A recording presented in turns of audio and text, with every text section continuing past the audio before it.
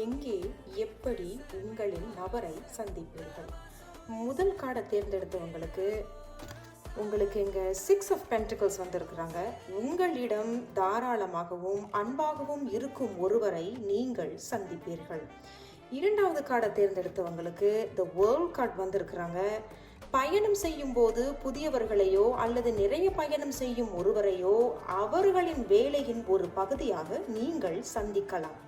மூன்றாவது கார்டை தேர்ந்தெடுத்தவங்களுக்கு டெம்பரன்ஸ். உங்கள் வாழ்க்கையில் ஒரு அன்பான துணை வருவதற்கு இடமளிக்க உங்கள் வாழ்க்கையின் மற்ற பகுதிகளை சமநிலைப்படுத்த நீங்கள் கற்றுக்கொள்வீர்கள். நீங்கள் இதை செய்தவுடன் உங்களுக்கு சரியான துணையை ஈர்ப்பீர்கள். வாழ்த்துக்கள்.